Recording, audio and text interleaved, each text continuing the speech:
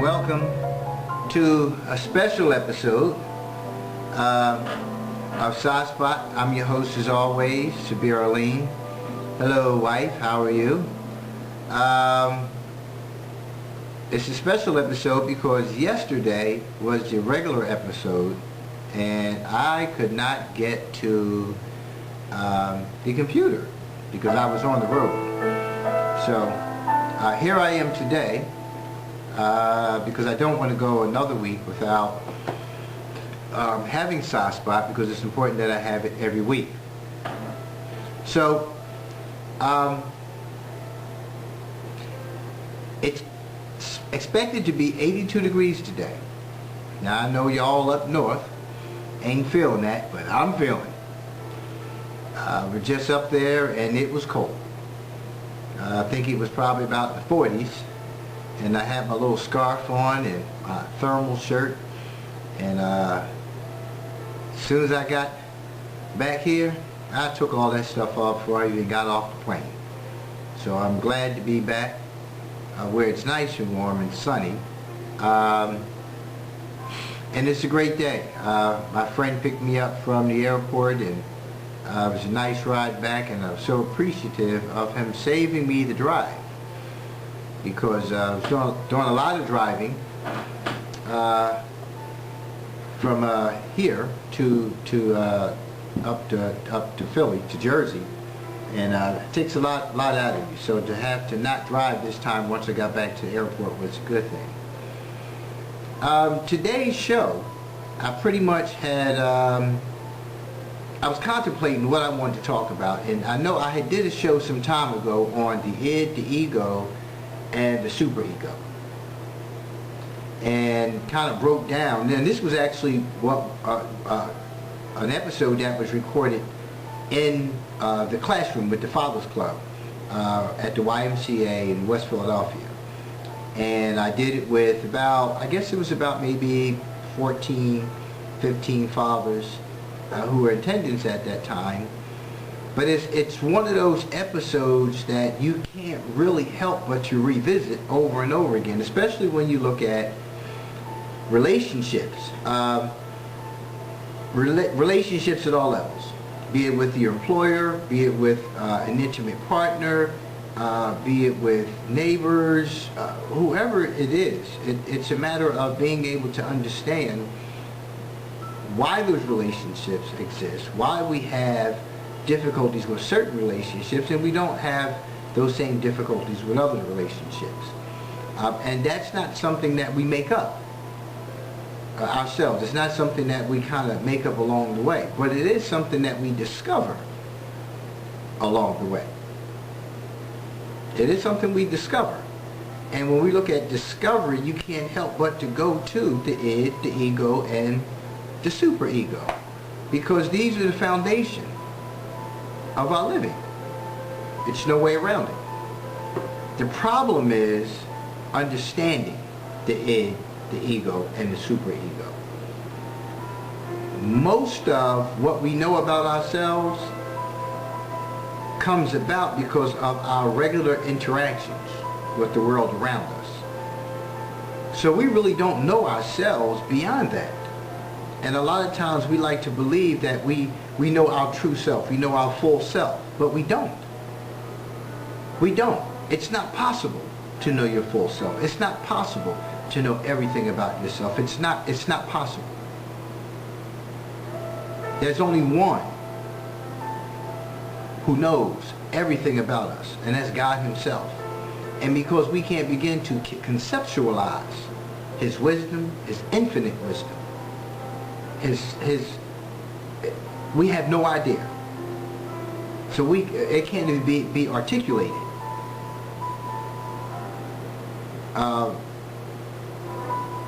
Of who we are as human beings.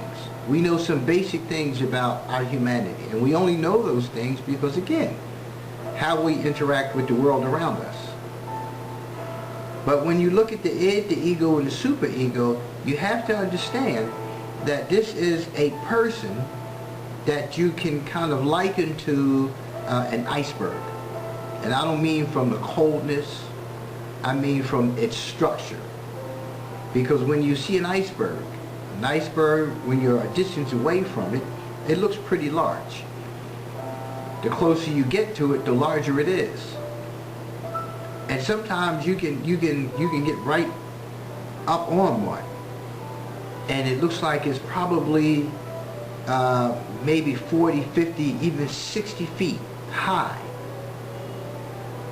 But the miraculous thing is what's below that, what's below the surface, what's below the water. If you went underwater and you looked down underwater and you saw how really vast this object is, you would say, wow, that's unbelievable.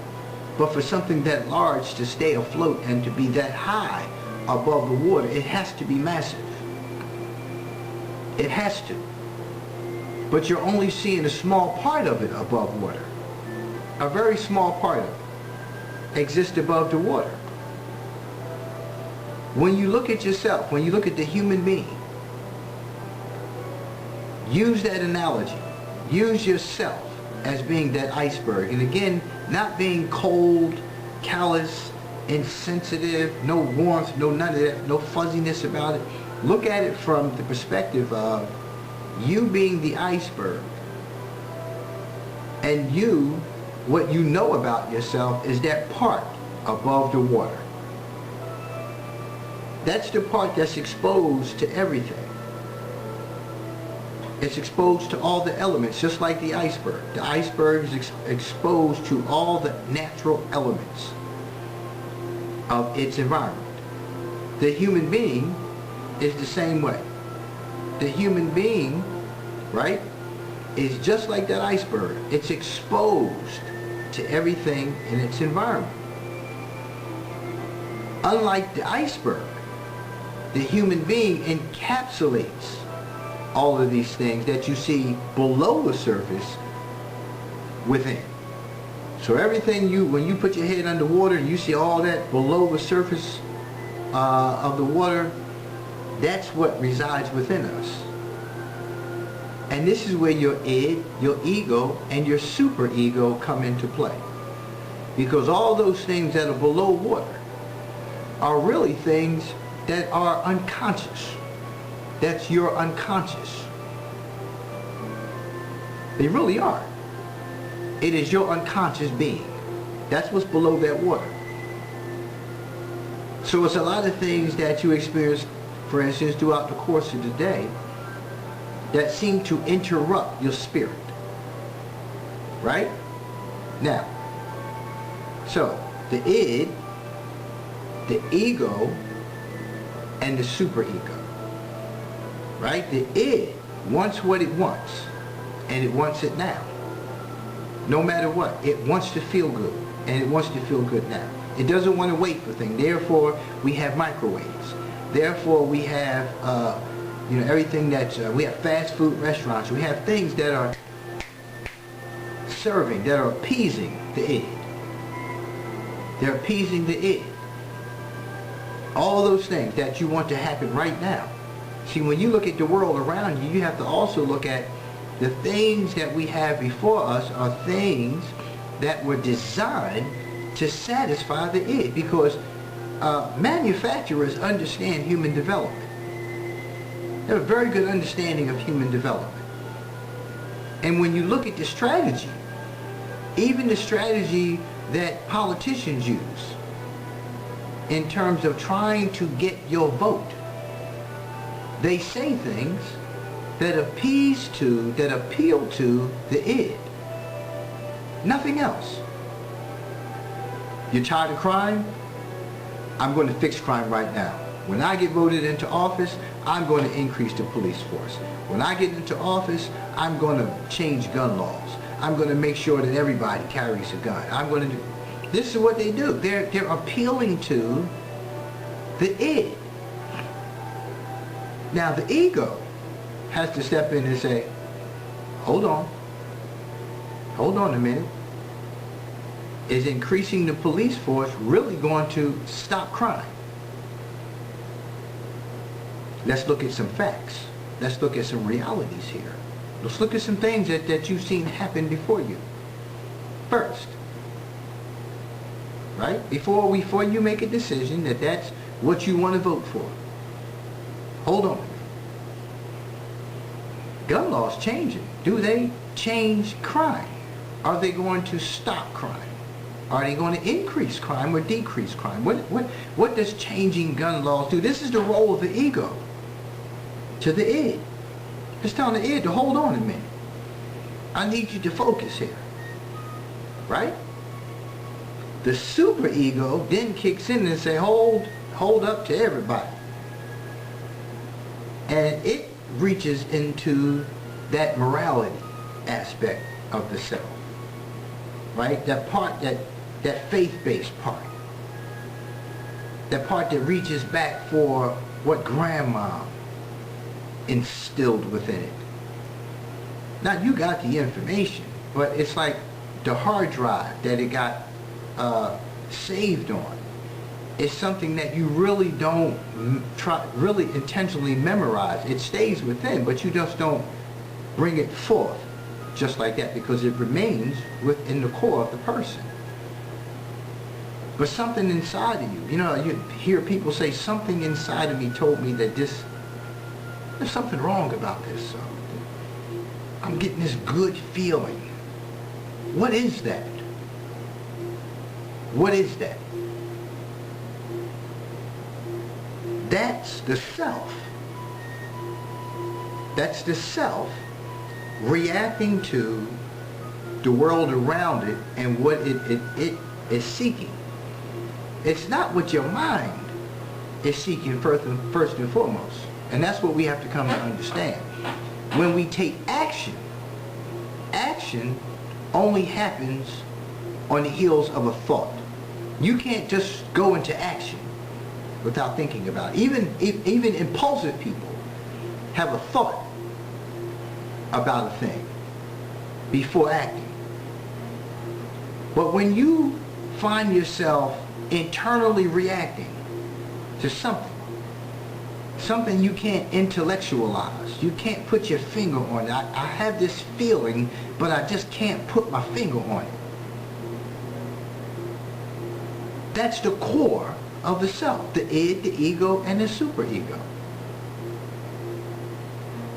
That's what that is.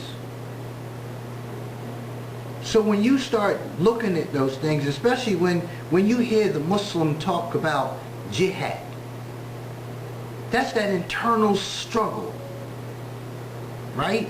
Because you're struggling with all of those things when you're connected to faith and you're trying to do right. That struggle happens. With or without you. It's always happening. That internal struggle is always going on. Because what you have to understand is that there's a naturalness. There's something innate. That tendency, that animalistic tendency happens automatically. And that's when you start talking about the id. Right? So let me go here so I can give you some more dialogue here. Now, when we talk about id, ego, and superego, you have to talk about Sigmund Freud, right? And a lot of things that Freud, I don't have my glasses on, a lot of things that Freud talked about in terms of human development, a lot of people kind of threw it out. Like, it's like throwing away the baby with the bathwater kind of thing. They threw all those things out. But Freud was on point with everything he had to say about the human being, about the human psyche. So, simplypsychology.org, that's the website that I'm on, and it breaks down in the most simplest of terms the id, the ego, and the superego. And I like to talk a little from that article, but I like to read from the article first. Perhaps Freud's single, most enduring and important idea was that the human psyche, which is the personality, has more than one aspect. Freud saw the psyche structured into three parts: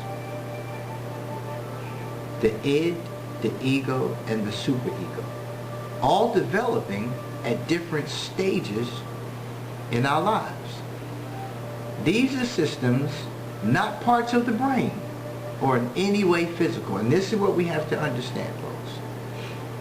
We have to understand that these are systems, not part of the brain, or in any way physical. No way. Right?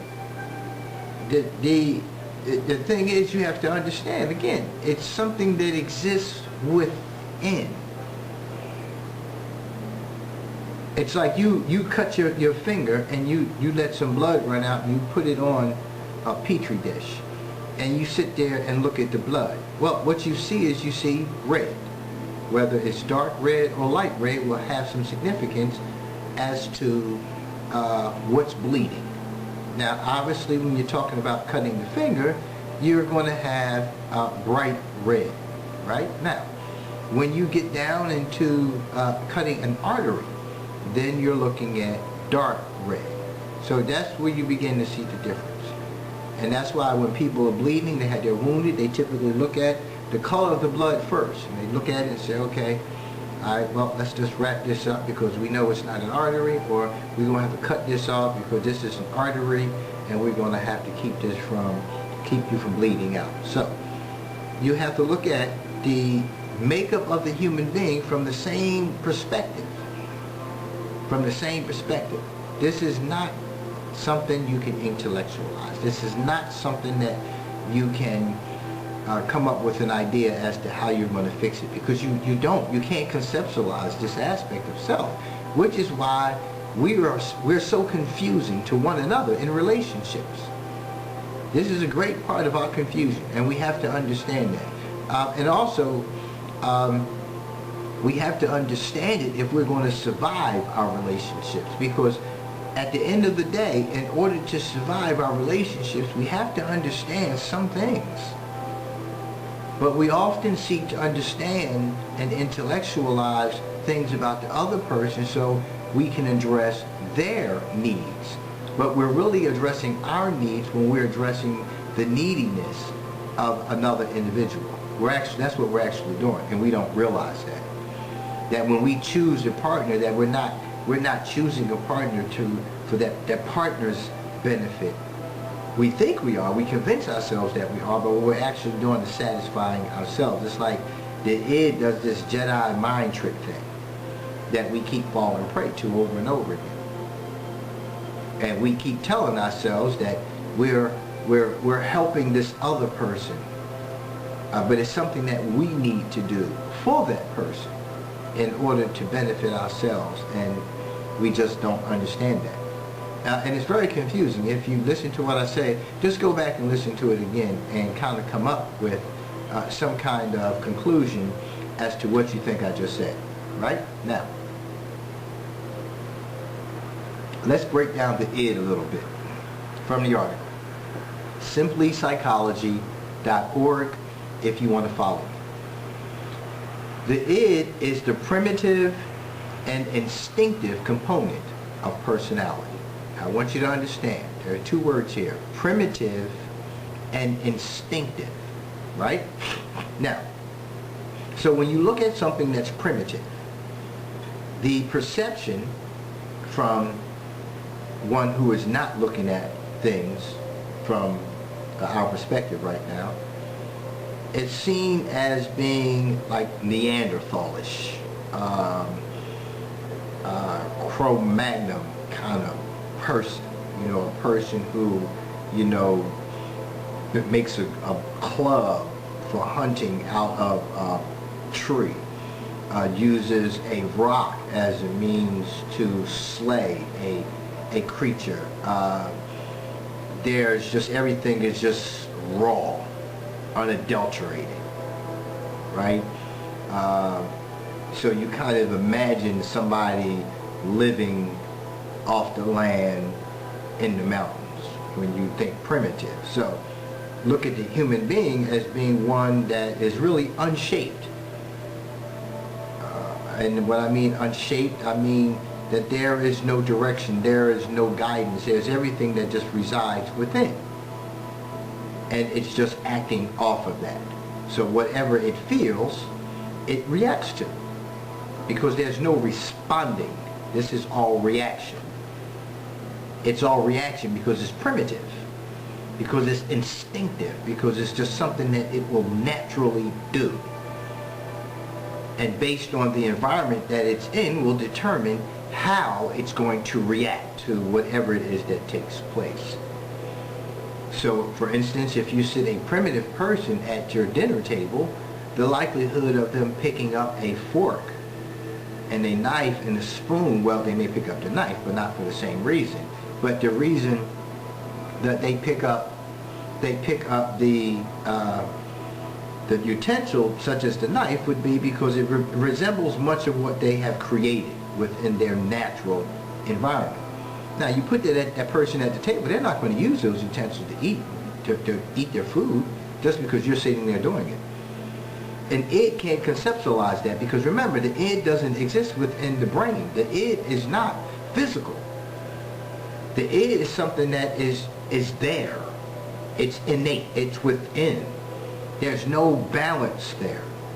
There's nothing there. So it sees, and it does, that the primitive person sits across from the so-called not primitive person and watches you and sees you putting your face down into something, but you use this utensil and it's like you're taking too long. Why can't you just put your whole face in the plate and just scoop it all up? Right? What is this you doing all of this, cutting things down into small pieces when the primitive self just picks it up and just gorges themselves and just stuffs themselves with everything till they're full. Well, we're doing the same thing, but we're doing it with a different management system, which is the ego and the superego, what we'll talk about in a minute. But the primitive and the instinctual didn't just happen either. Right? Now, we understand that we were created, whether you believe in evolution, creation, whatever it is you believe in, you have to understand that these things are given to us by God, right? We have the free will, and then we have that other aspect of self which should be in alignment with God, right? Now, we stray away and we make the decision, but the misalignment comes from the world around us, but we haven't gotten there yet because we're still at the id. The id is just that part that just exists. Right? Now, so the other aspect of that, because you often hear me talk about the contribution of 23 chromosomes from each parent. So you have 23 chromosomes from the mother, 23 chromosomes from the father. And they all take and they merge together, just like this. Right? And they go into that egg, right? And the egg closes, and then, from out of it comes you, right? So that's mommy's stuff and that's daddy's stuff, all in you. Now, then they got the same from their parents. Now you have all of these contributions that have been made over time. Your whole lineage is within you. That's going anywhere because you don't see other family members. Like you can have, for instance, give you an example, you have 40 family members. Over time, people die, right? So people try to make babies what? For what? To keep their lineage alive. That's the intent. It doesn't mean that the more family members you have, that the more necessarily the lineage of this particular group. Their lineage is going to exist for all the way up to Adam. But when people look at retaining lineage, they only pretty much look at their immediate parents, self, and children. So they want their child to have another child. But when you talk about keeping lineage alive, then you have to go all the way back to Adam. And you have to look all the way up, as to always looking all the way forward. Because lineage, being kept in existence, being kept alive, means a lot more than just the birth of a child. So, primitive and instinctual, right? This is the id that we're talking about. All this stuff exists within the id. So if you look at things from a primitive sense, right, you're looking at things from an animalistic perception, right? So imagine yourself being an animal, right? Okay, you can't. You have a difficult time with that. Let me help you. Having sex is an animalistic act. Nothing you can associate with God. This is animalistic. This is something innate, right? It exists within us, right? Now,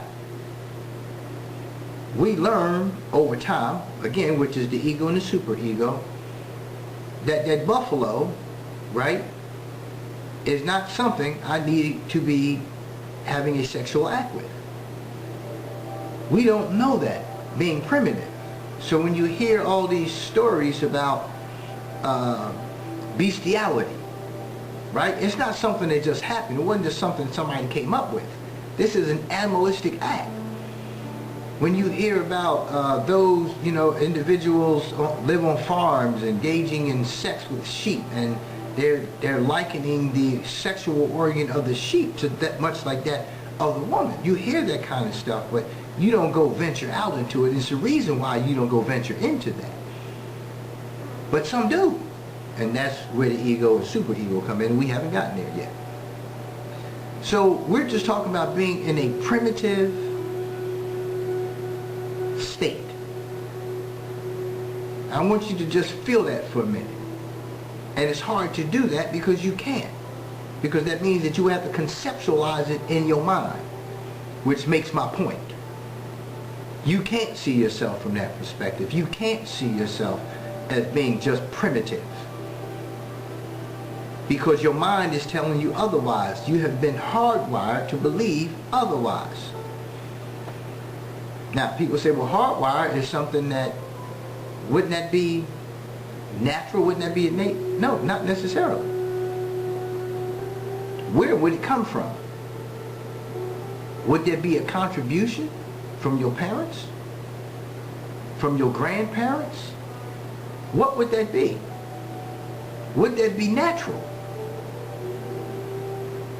Because we do things every day, right? And how many of those things are really natural?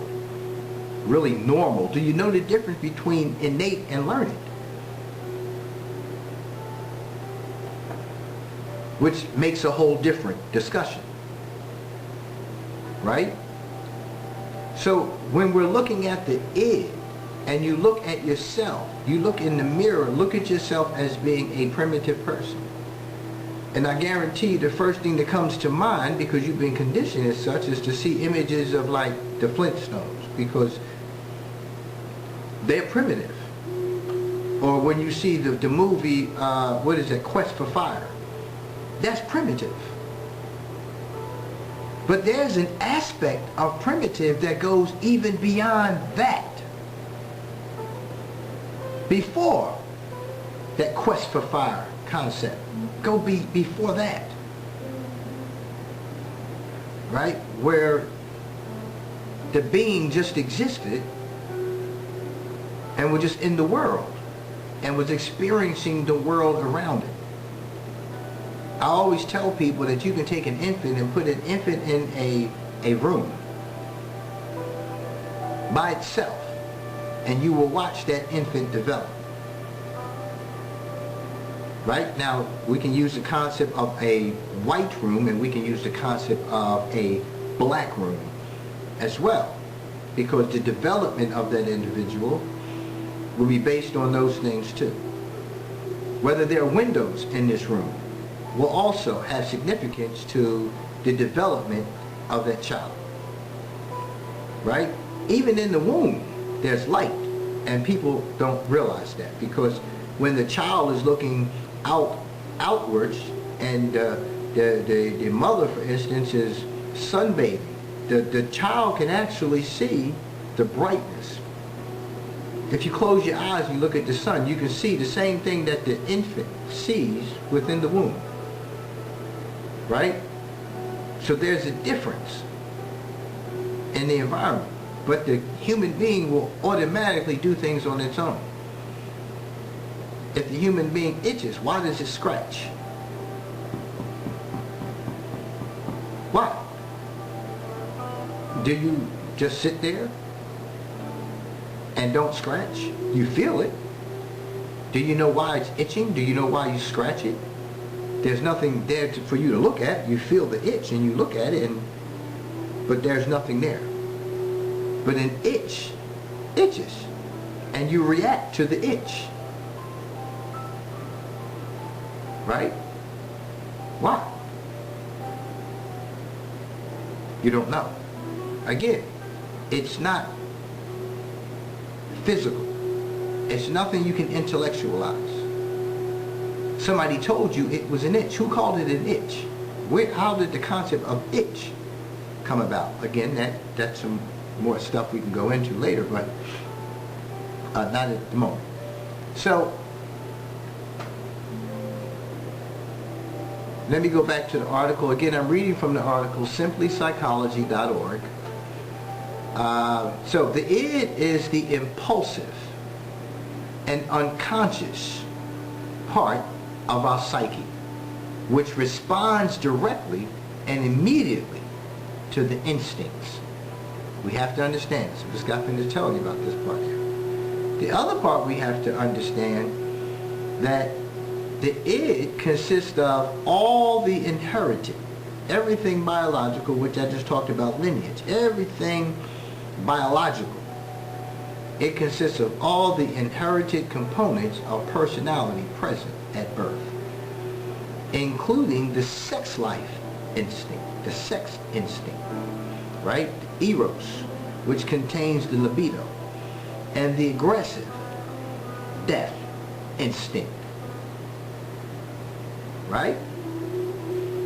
The personality of the newborn child is all id.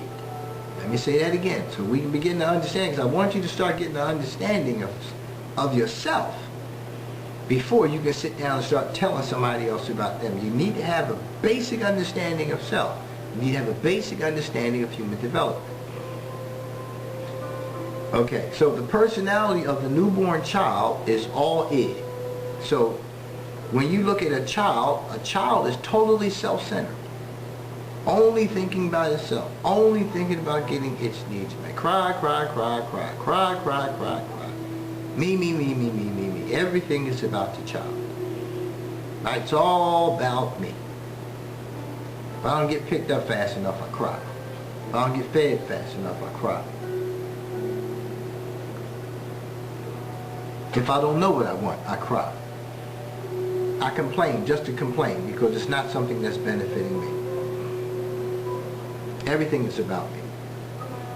Why are you walking with that and carrying that child and not carrying me? And I'm yelling and complaining about that, screaming, crying. Me, me, me, me, me. Get up in the morning. Everybody else comes down and sits to the table and begins to eat breakfast. I'm sitting there with my lips stuck out. I'm sitting there with an attitude. Why? Because it's all about me. Cater to me. Ask me what's wrong with me and let me tell you nothing with an attitude so you can appease me. You can appeal to whatever my needs are. Right? I'm still talking about the primitive aspect. And I know some of you probably thinking about some adults, you know. But right now we're just talking about the development. You know, we're talking about the child, the newborn child, and how the newborn child begins to come of age, and the newborn child begins to act in a capacity that is so self-centered and so all about self that every time you look up you got to tell the child, listen, shut up, everything is not for you, everybody's not for you, this is not for you, you know, I need time for myself too, it's not just about you all the time, give me a break, sit there and play with your toys, shut up. So it only later develops an id and superego. And again, that's where other contributions come in. Right? But we're still talking about the id. It only later develops. Now, how it develops that id, that the ego and superego, has a lot to do with many factors, but we haven't gotten there yet. The id remains infantile in its function throughout a person's life. Let me make that clear again, because sometimes we forget that it doesn't just apply to other people, that applies to us too. The id remains infantile in its function. That means no matter what, the id will always remain infantile because that's its function. Right? That's its function. So when you have grown-ups who act selfish, who seem to do things only to benefit themselves first, who seem to always put their wants, their needs, and everything first, that's that id. That's that id. So the id remains infantile in its function throughout a person's life and does not change with time or experience, as it is not in touch with the external world. Let me say that one more time. The id remains infantile in its function throughout a person's life and does not change with time or experience, as it is not in touch with the external world. The id is not affected by reality, logic, or the everyday world, as it operates within the unconscious part of the mind. In other words, you have no control of it. Right? You have no control of it. It does what it does, and it will continue to do what it does as long as it damn well pleases. Period. Something like that, you need to get under control. You need to find something to get that thing under control.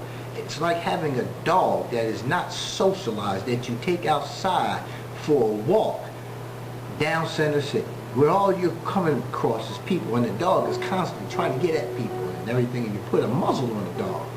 And the dog may still try to, for a while, get at people, but realizes it can't do anything through that muzzle. So it start using other part of the body. It start using paws. It starts still forcefully using its head and its body to bully the circumstance so it can get its need met, even though it can't bite. That's what the id does. The id operates on the pleasure principle, which Freud talks about, which is the idea that every wishful impulse should be satisfied immediately, regardless of the consequences. When the id achieves its demands, we experience pleasure. When it is denied, we experience unpleasure or tension. Yeah.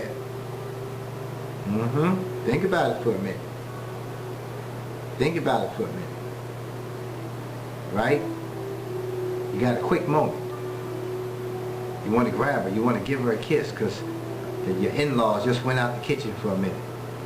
They went to take some stuff out to the car. Right? And you just want to take that moment to get a kiss because you've been yearning to kiss her all day. And as soon as you get over there, you put your arms around her, you lean over, you hit the door. Honey, can you tell me where to put this? Tension increased, but in that moment, it was there. Your heart was palpitating. You felt all mushy. You were just about there. Almost there. And what happens? Tension kicks in automatically. Damn. He said, well, why don't they go somewhere? Why are they here? How long are they going to be here again? How long are they going to stay? It just, you know, and that tension, it builds.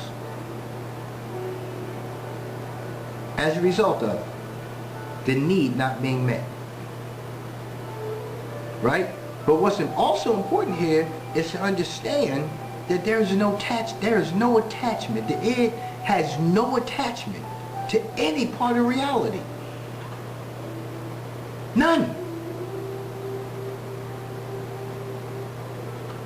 Nothing. No matter what you do, no matter what you say, the id doesn't see it that way. It can't see it that way. Now remember, this id remains in its condition throughout the lifetime of a human being. It never changes. It never deviates from its course. It stays that course all the time. And when people see it as it plays out in life, it's referred to as selfish. And the individual who is presenting this behavior doesn't see it. They can't see it. It's impossible to see it. Because you can't conceptualize the id. You can argue with a person all day long and tell them what you're doing is wrong, what you're doing is selfish, this, that, and the other. You can tell them all day long. And they can tell you all day long, I don't see it that way. It wasn't this, it wasn't that. You can, all day long. And it will never be seen. Now, I'm talking about without the inclusion of the id and the superego. We haven't gotten there yet. So you will argue your point over and over again.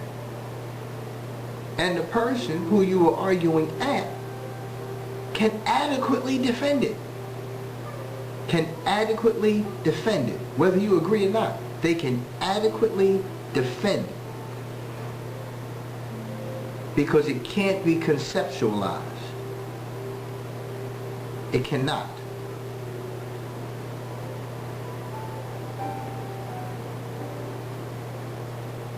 It will go this way forever. Forever. It will go this way.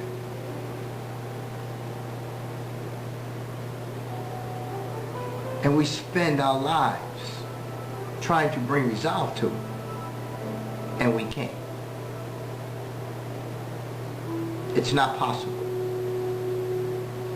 So I mean, somewhere in there you have to surrender. But that's talking about the ego and the superego, and we haven't gotten there yet. We have to understand this aspect of self, because until we understand the id, right? Two things. First of all, until we understand the id, we will continue to ride on the statement, the cliche when people say someone is being egotistical. By the end of this show, you will understand that being egotistical is totally not what that person is being. What that person is being is egotistical. People got the term egotistical from the Freud's concept of the ego being the self. So people took and ran with that. And when they say person's being egotistical, they're saying that they're being full of themselves. That's not true. That's not what ego. That's not what the ego represents. And they took a word, and again, I always go back to words. I always go back to the dictionary. They took a word, attached another word to it, and created something, and we run with it. And it's not even the correct word. Not in the sense that they're using it. So I want you to learn a new word. It's egotistical. It's not egotistical. It's not egotistical, because if you call somebody egotistical, that's the person who's acting as a team player, who's trying to bring resolve to a situation, who's trying to help, who is solution oriented, bringing balance into a situation. So when you use that term egotistical, that's what you should be doing. That's calling that person a team player. That's a person who is trying to avoid conflict, but trying to bring to resolve whatever the presenting issue is, so they can move toward the goal of achievement, of attainment, right? Which manages the overall environment. And that's what we have to come to understand. This is about words. It's about learning words. It's about relearning, and that's part of the problem that we have, is that we don't want to continue to learn. We want to just learn and leave it where it is and kind of ride on that for a lifetime, which is an egotistical behavior, because you're not making room for improvement. Because improvement means that you will have to think about what it is that's being done, who is being harmed in your actions, what is going to be the outcome for the other person as opposed to just the outcome for you. That's being egotistical, because all you want is what your own needs, man. It doesn't matter. I don't care about the rest of the world around me. I'm just interested in how I can feel good. I can have fun. I can benefit from this. That's what the id does. That's what the id does.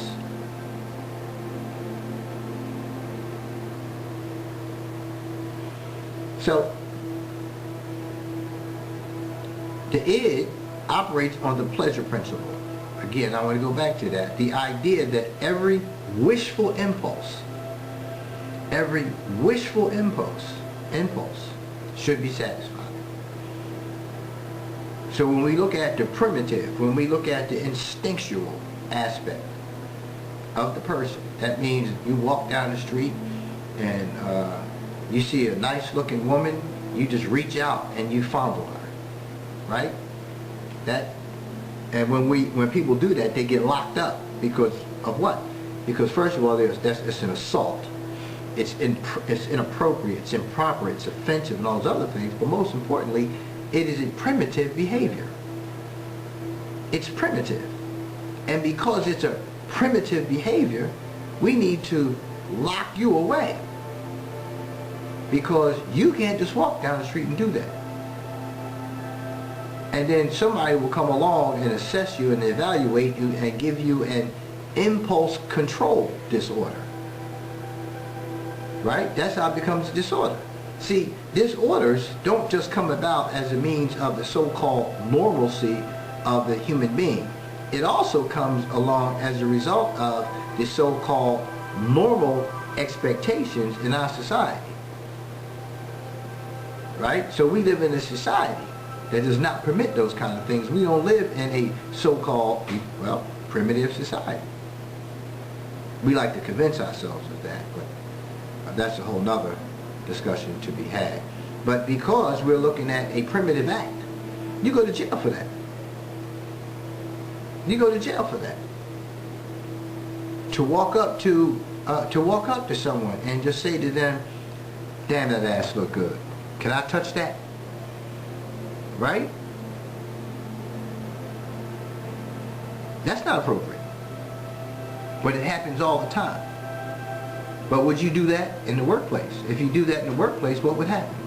If you do that on the street, you might get a beat down too. But just look at the action in itself.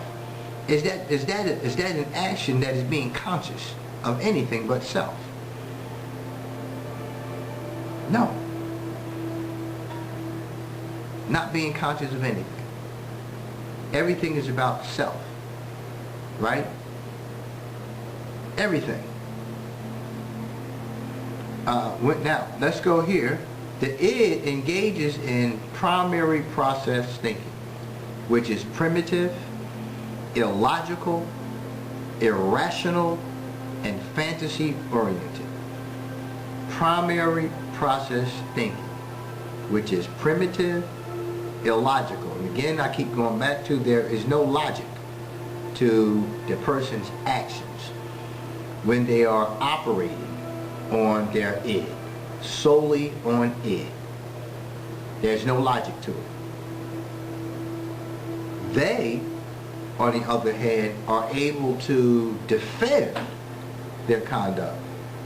Anytime you want something, anytime you have the desire for something, you saturate yourself on the why I want it. And therefore you can adequately, really, and it's not logical, it's not rational at all, but you can adequately, within yourself, it's adequately defend your actions. You can blame, you can hold accountable everything outside of you. Because again, it's not something that you can conceptualize, rationalize, intellectualize, because it's something that it just exists within you. It's just there. It's fantasy oriented. And you know some people who are fantasy oriented. They only see things through a storybook lens. That is a person who has allowed their id to manage their lives.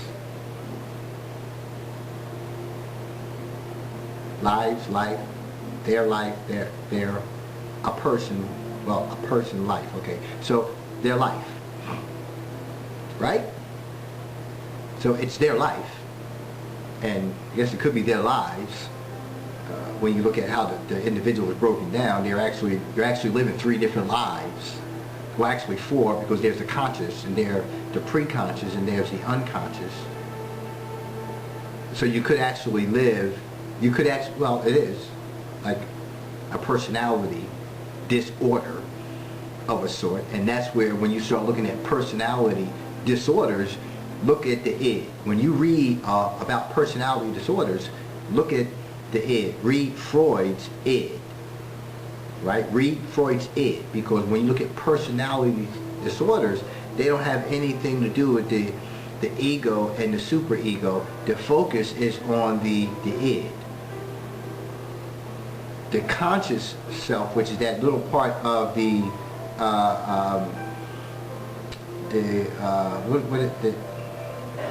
object that I talked about, where there's only a part of it and above the iceberg.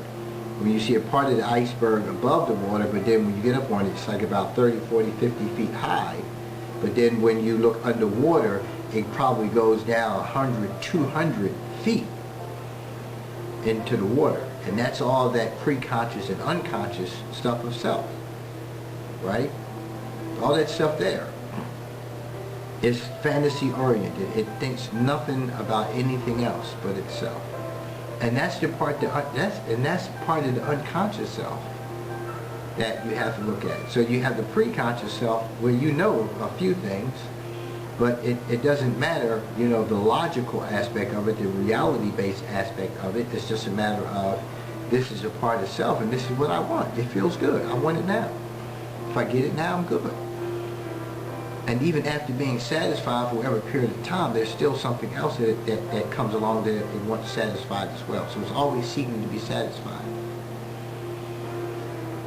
So this form of process thinking has no comprehension of objective reality and is selfish and wishful in nature.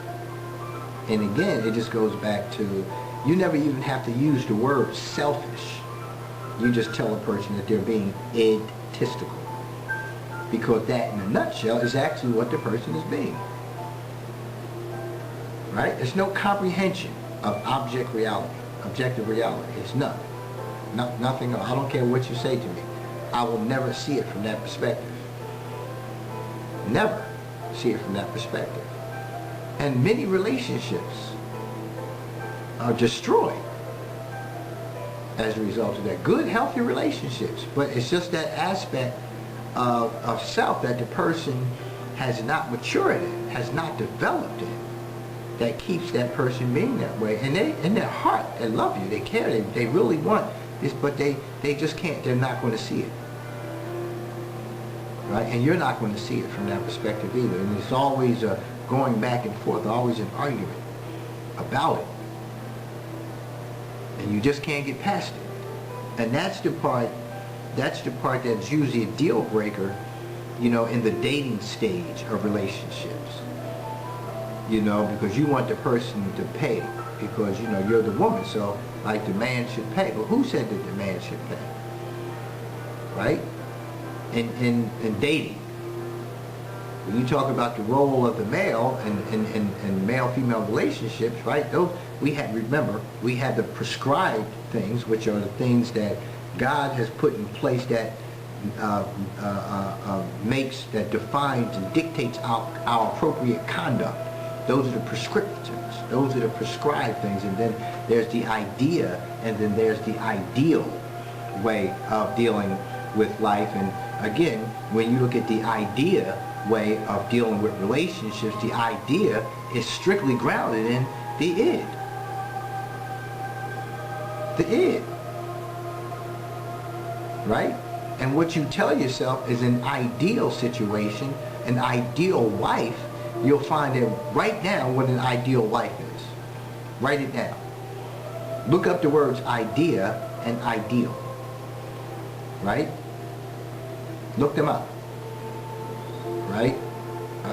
And then you look at what is your idea of a wife, and look at what your ideal of a wife is, and look at what you come up with. Then I want you to go to your faith base, right? I want you to go to Scripture. I want you to go to the Bible, Quran, Torah, whatever it is that you have as part of your spiritual foundation.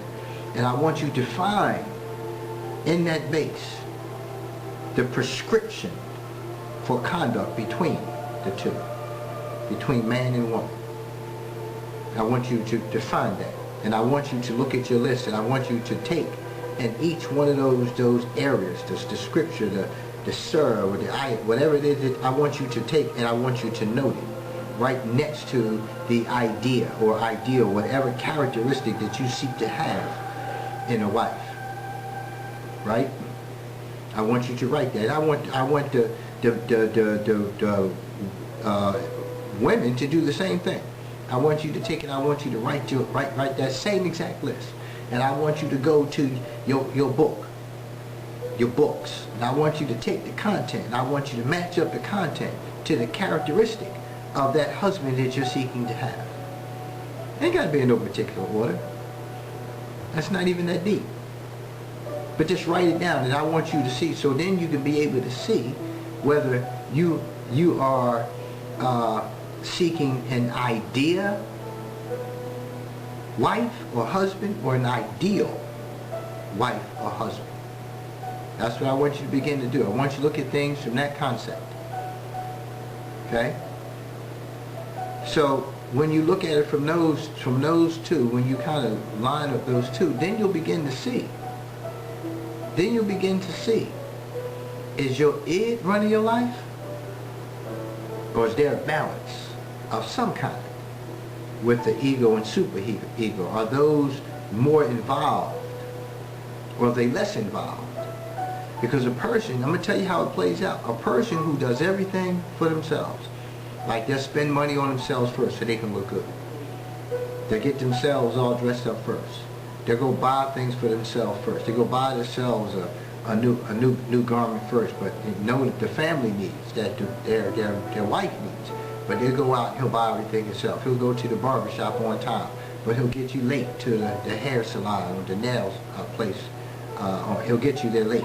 Won't get you there on time. Maybe even complain about the fact that he's got to get up because he worked hard, he's tired, he don't feel like going, but he'll be up Johnny on the spot. Every 2 weeks, Saturday morning, he's up at 7 and at the barber shop by 8. Right? This is a person who is driven by an id, who is driven by their id. Right? That's the kind of person you're talking about dealing with. Right? Everything is about them first and foremost. Everything that comes to you is always problematic. It always has to happen on the heels of conflict and confrontation. Everything happens in that capacity. And the only time it doesn't is because that person is seeking to have something later down the line. It's planning. He's going to want something else. So there's a trade-off as a result of me getting my needs met. Because remember, instinctive and primitive are key to the behaviors. Fantasy-oriented are key. There's no reality here. There's no reality here. That person sees right through like a tunnel vision.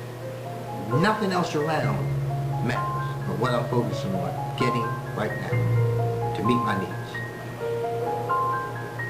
Nothing else. And we're still talking about the id.